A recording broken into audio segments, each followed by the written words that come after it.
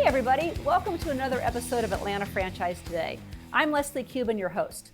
One of the first questions my clients ask me is what kind of experience do I need to have to be a successful franchise owner? Today, we're going to do a deep dive into the skills, experience, and traits I see in successful, happy franchise owners. And you might be surprised by what you're going to learn. So first, let's lay forth some definitions. I would like to separate what I mean by experience versus skills. When I speak about skills, I'm referring to the toolbox of talents that you have developed in your business career, in your corporate career, that you will take with you in any new opportunity. So some examples of transferable skills are things like customer service, sales, business development, leading teams, operations, and project management. Now, when I'm referring to your experience, I'm referring to the industries where you have been employed or where you have been in business before, where you have learned and refined these transferable skills. So examples would be having had a career in the IT industry or in healthcare, consumer products, food and beverage, real estate. And I would actually put being a parent in there as a great avenue of experience to then be transferred into business ownership. I work with a lot of folks, moms and dads that have stayed at home for a period of time with their kids, and the logistics and the negotiation that goes into being a parent definitely can apply to successful business ownership. Now, when you start to look at how franchise opportunities advertise to recruit new franchisees, many times you're going to see what they say is no experience needed, but what many times they really mean is no experience wanted. Franchise companies are looking keenly for your transferable skills, but they would prefer most of the time that you not have any direct experience in their industry. And what they prefer is that people come into their business with a clean slate, and they will train you as a new franchisee on the ins and outs and the nuances of what you need to do to be successful in that industry. Too many times when people have direct experience, they bring all of their habits, some of which may be very good, but too many times there are habits that don't gel with the franchisor's business model, and that might be setting up contention from day one.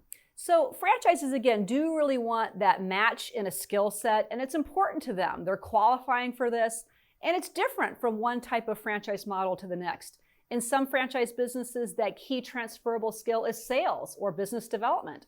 In others, it would be leading teams of people. And again, they want to train you on the industry, but the recipe for quick success is that you apply what you learn right away and you hit the ground running with the business because you already have the transferable skills to put into motion what you're learning about the industry. Now, maybe you'll notice in the list of transferable skills that I've been talking about, the common denominator is people. And I think it's important that if you're considering going into any business, you do need to be good and enjoy working with people in some way. And this is really good news. I know a lot of times people think their choices in business ownership are going to be limited by their resume, limited by their diploma.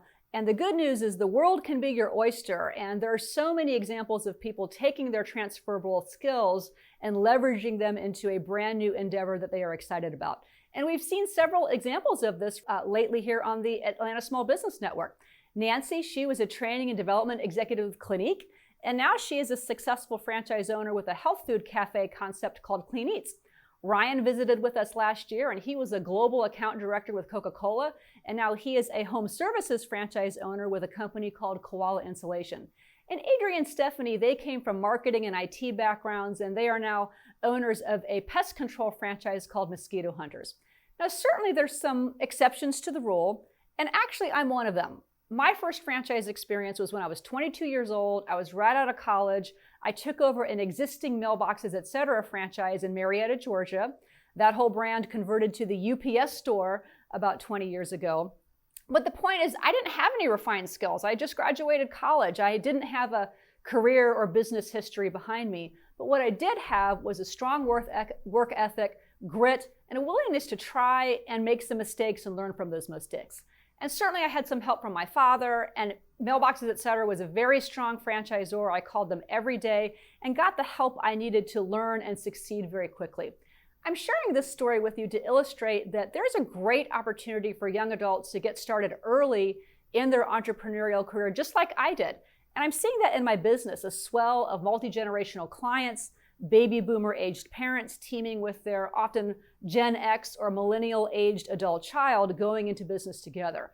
And this is a very exciting topic, and we're going to explore this notion of multi-generational franchise ownership in a future episode. So my tips for finding the right fit based on your skills is, number one, do a very honest self-assessment about what you believe your best skills are. How are you good with people? How do you like to spend your time in a way with people that energizes you and makes you motivated to succeed even further? Now, you might need some help with this. Sometimes people have trouble putting into words what those transferable skills are. And the good news is there's a free assessment tool. It's the one that I use in my consulting process, but it helps give shape and give language to what are those skills, in what way are you good in working with people that you can translate into successful business ownership. A QR code is going to come up on the screen now. And if you have your phone handy, open up the camera on your phone, and a browser is going to pop up that is going to give you the opportunity to request access to this free assessment tool that will help you understand what your transferable skills are that will translate nicely into owning your own business. Now, my second tip is you want to have a direct conversation with the franchisor and the franchisees and ask them point blank, what are the skills that I would need to have to be successful in this franchise model? And if they're not things that I have a lot of prior knowledge about, are they skills that can be learned pretty quickly? That's something you want to feel comfortable with, that you'd be able to learn it very quickly and put it into play soon in the launch of your business. I hope this episode has been helpful for you, that you've learned something useful.